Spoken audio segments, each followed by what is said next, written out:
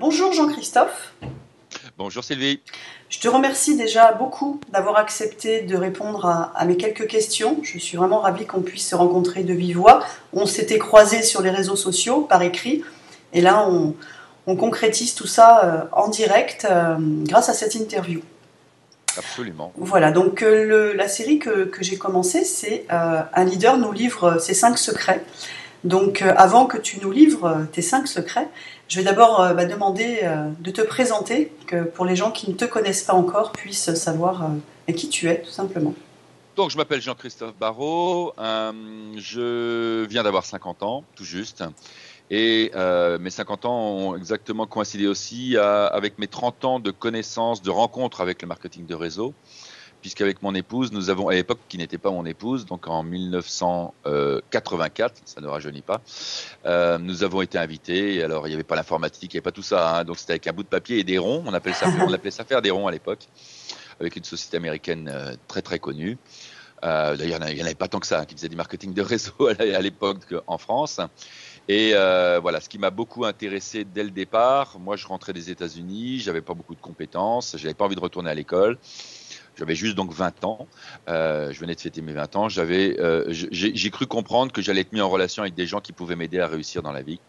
Et alors ça m'a vraiment éclaté, quoi. C'est avant même l'aspect financier, ça m'a vraiment plu, parce que je me suis dit, si je veux évoluer un jour dans ma vie, bah, c'est la solution. Et puis, de fil en aiguille, donc on a construit une entreprise avec une entreprise de marketing de réseau. On en a créé une en France avec beaucoup d'autres leaders qui sont devenus d'ailleurs des leaders ensuite et qui sont aujourd'hui très connus. Et bon, après, les choses ne sont pas forcément bien passées dans les milieux des années 90. Et comme fort de toute l'expérience qu'on a pu acquérir, j'avais certainement pas envie de retourner en tant que salarié. J'ai été salarié quelques années, hein, le temps de construire mon plan B, on va dire, dans les années 80. Enfin, de 84 à 90 à peu près, quelque chose comme ça. Même pas. Mais toujours est-il qu'à partir de ce moment-là, j'avais envie de, voilà, comme on apprend beaucoup de choses dans le marketing de réseau, dans cette profession, apprendre à gérer des gens, apprendre à se représenter, apprendre à faire plein de choses. Bien, j'ai eu l'opportunité de créer d'autres entreprises plus classiques par la suite. Ceci pendant une quinzaine d'années. Et il y a maintenant un peu plus de 3 ans, bien, suite à la crise des années 2008, mes entreprises n'allaient vraiment pas bien. En plus, je faisais plus du tout ce qui me plaisait, parce que ce qui me plaisait, c'est l'informatique. Et en fin de compte, je faisais patron, et donc je gérais des gens. Voilà, je faisais plus que ça.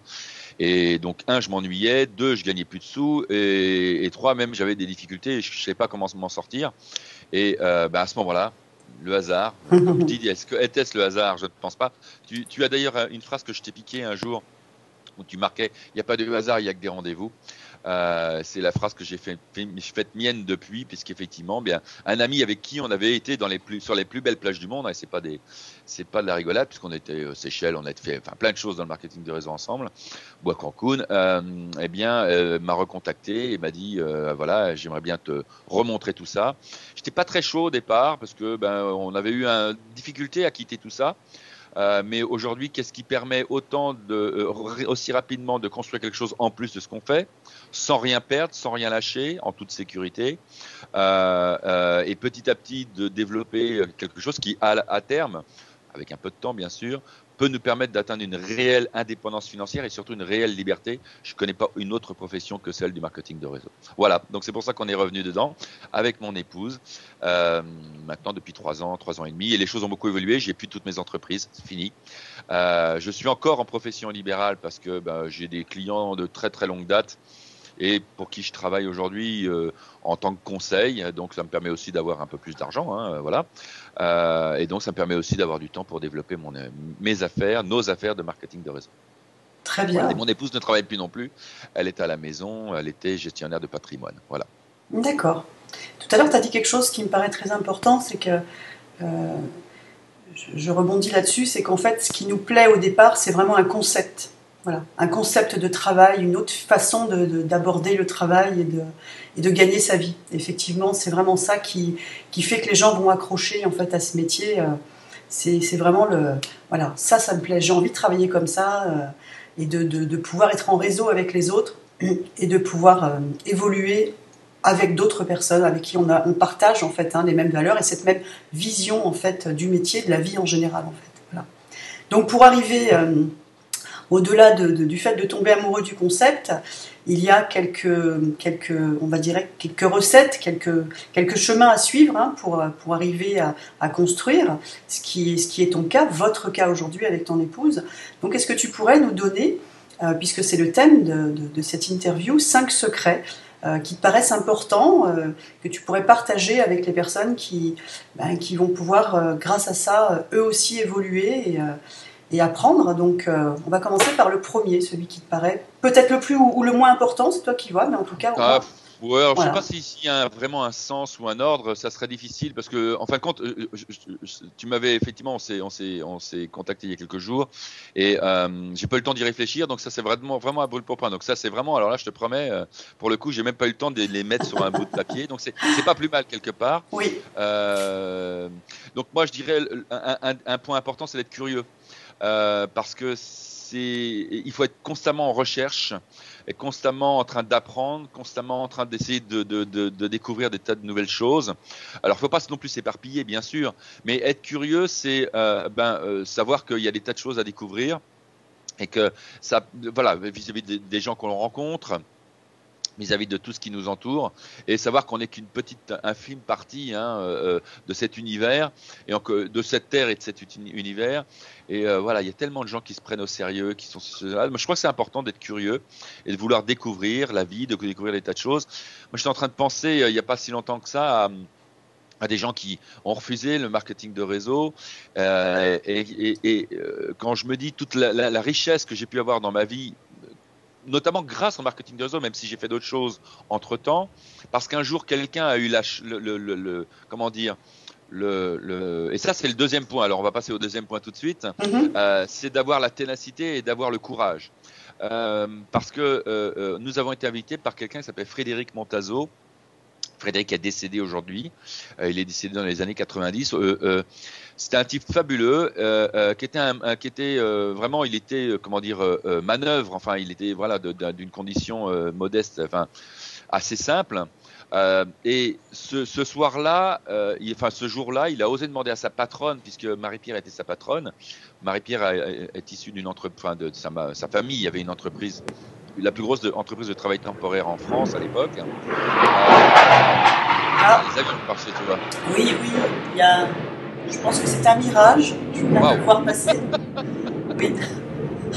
Bon, donc je disais effectivement, et il a osé inviter sa patronne, ce qui est loin d'être simple. Ouais. Lui, simple manutentionnaire qui était mis en place par Marie-Pierre notamment, parce que à l'époque elle était étudiante et elle gérait pour sa maman une des agences de travail temporaire dans le 19e de Paris. Et donc toujours est-il que cette personne a osé l'inviter avec son blouson noir, etc. Et le soir est arrivé. Et Marie-Pierre à l'époque on n'était pas encore mariés. Et pour la petite histoire, alors on avait une aventure, hein, bien évidemment, mais elle n'était pas tout à fait à l'aise. Elle s'est dit, voilà, c'est qui ce type-là qui va venir chez moi? Donc elle avait accepté. Mais pour être vraiment sûre, elle a demandé à son petit copain, en l'occurrence moi, d'être présent avec elle dans son appartement ce soir-là, parce que je ne vivais pas encore avec elle, en disant, je sais pas qui vient, mais ça me semble un peu bizarre, je vois que tu viennes. Et ce type-là est arrivé finalement avec son épouse. Elle ignorait qu'il était marié, avec son costume de mariage, parce qu'il n'y avait que ça globalement. Je me souviens toujours avec des chaussettes de tennis.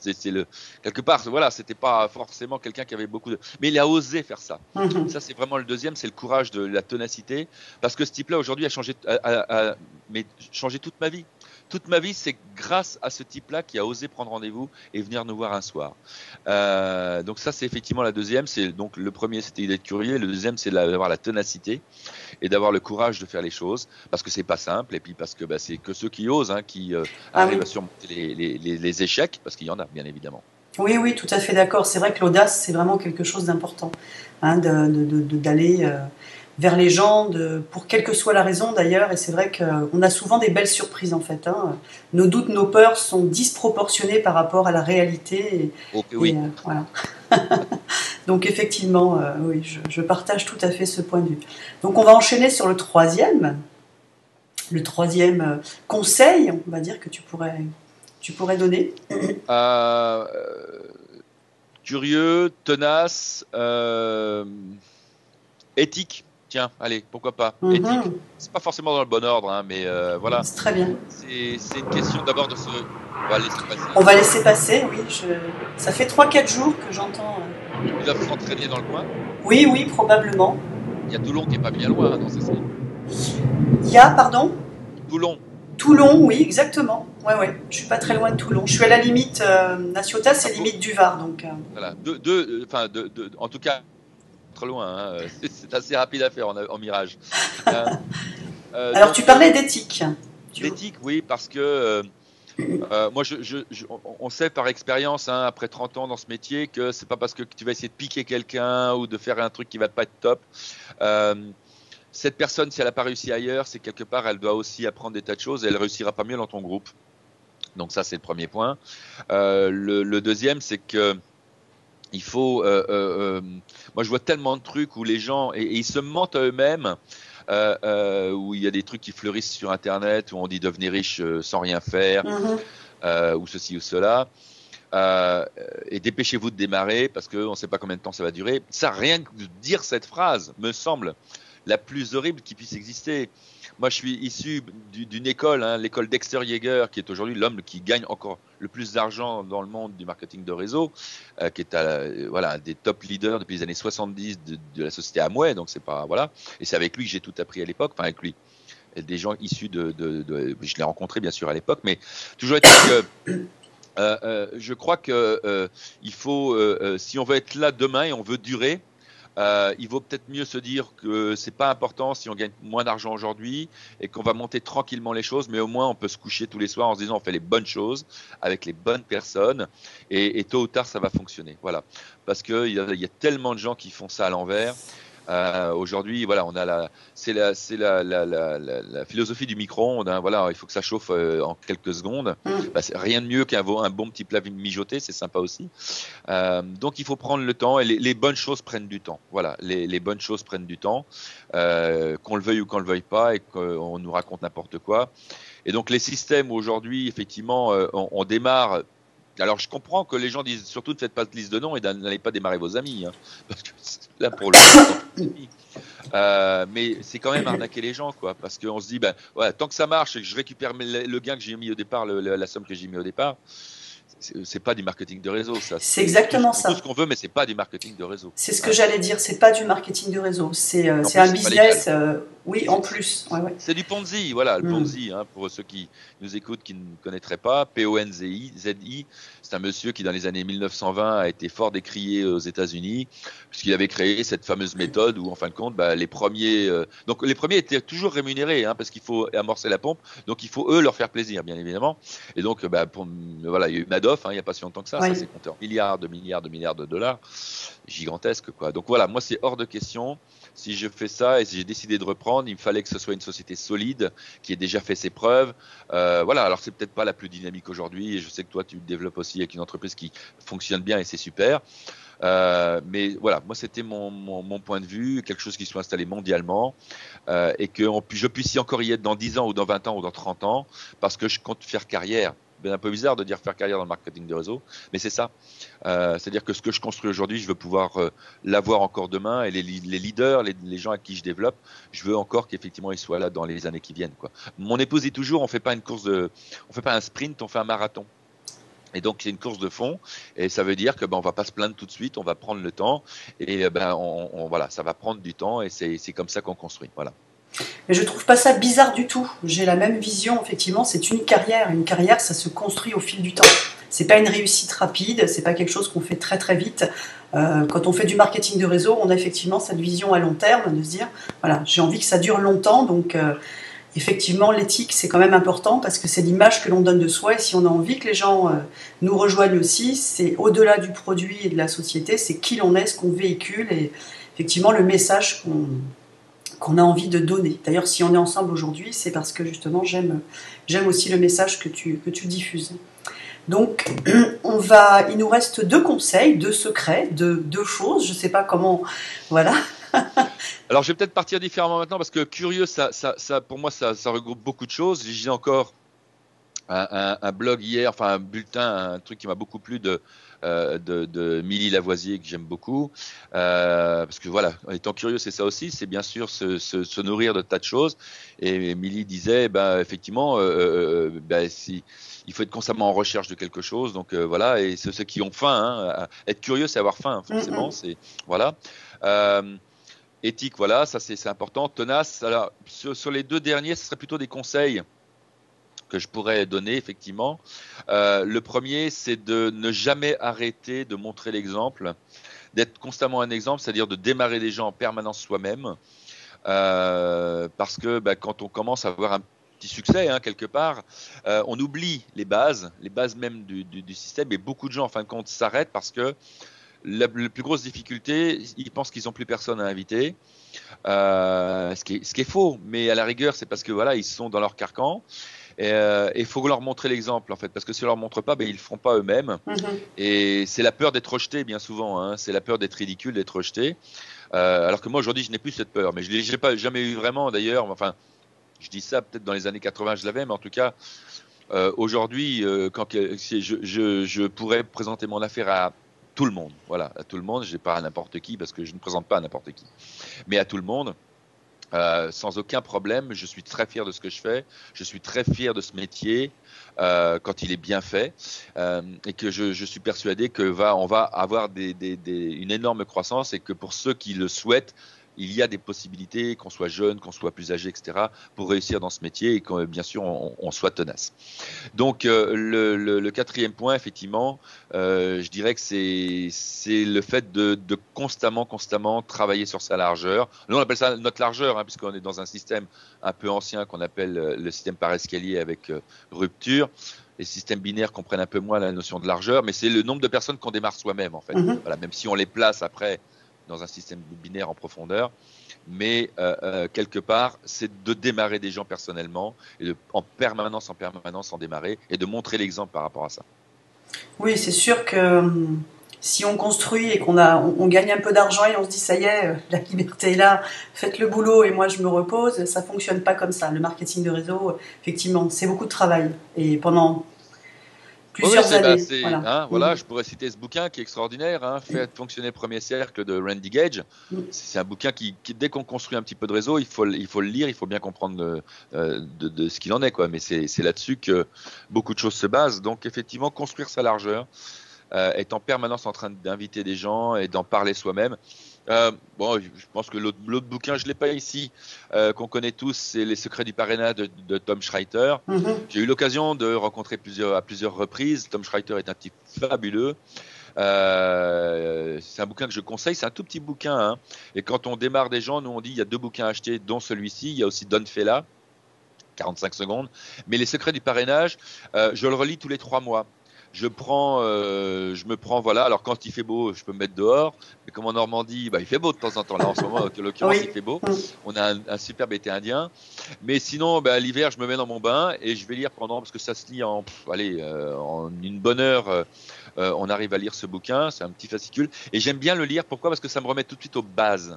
Et il faut jamais oublier les bases parce que comme dit Randy Gage aussi, j'ai eu l'occasion de le rencontrer à Houston, il dit quand on a un peu de succès, on est accueilli dans des salles sous les applaudissements et c'est super, c'est très très valorisant. Mais il ne faut pas oublier que les choses se passent le soir dans les salons et c'est là où il faut réussir à discuter avec les gens, il faut oser s'ouvrir et c'est pas facile. Et n'oublions pas que nous, alors même pour nous ça peut être ne pas être facile, mais n'oublions pas que pour les personnes qui démarrent c'est encore plus dur.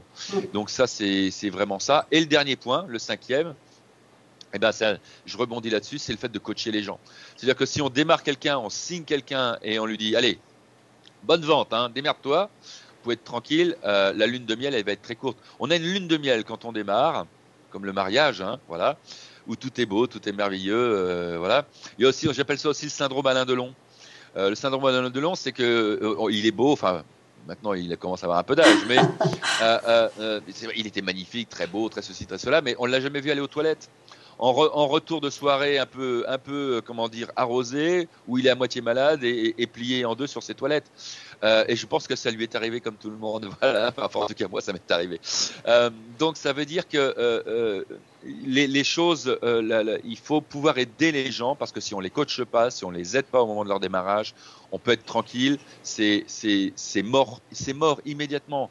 Un sur 1 million peut-être aura la force nécessaire de surmonter les premiers échecs, de surmonter le gars qui va dire toi, me dis pas que tu t'es fait avoir dans un truc pareil. Non, mais me dis pas que tu as démarré un truc comme ça. Non, mais c'est pour les gogos, ça. Et on se dit, ah, qu'est-ce que les autres savaient que je ne savais pas? D'accord? Alors on parle de secte, on parle de pyramidal, on parle de, etc., etc. Bon, on va pas tous les citer mais il faut être conscient de tout ça. Et si on n'aide pas la personne qui démarre, elle a extrêmement peu de chances de s'en sortir toute seule. Et en plus, elle fera beaucoup de bêtises et elle risque en plus de griller des gens qui auraient peut-être été très intéressants et à qui on donne pas leur chance parce que on les a invités n'importe comment en leur disant moi si on m'avait en tant que chef d'entreprise il y a 3 ans on a déjà eu du mal à me convaincre de revenir dans le circuit et pourtant c'est un métier que j'adorais mais voilà, j'avais pas envie d'y retourner plus que ça. Et pourtant aujourd'hui je me dis mais j'aurais dû redémarrer il y a 10 ans quoi. Mais bon voilà, c'est comme ça. On ne refait pas le passé, c'est comme ça. On a l'impression d'avoir perdu du temps effectivement quelque part. Mais toujours est-il que là-dessus, qu'est-ce que je voulais dire? Je ne sais même plus moi. Oui, je parlais au départ de soutenir les gens parce que si on les soutient pas, voilà, ça ne marche pas. Et il y a tellement de gens aujourd'hui qui n'ont pas de système. Et on a besoin d'un système, c'est ce qu'on appelle nous le GPS. Si on veut aller à un endroit ou une carte, si on veut aller à un endroit d'un point A à un point B et qu'on ne sait pas par où passer, on peut vraiment perdre beaucoup de temps ou même se perdre et ne jamais y arriver. Donc c'est quand même très pratique d'avoir quelque chose qui nous suit. Et donc ça, c'est notre lignée. Les gens qu'on devrait écouter, des gens qui ont de l'expérience.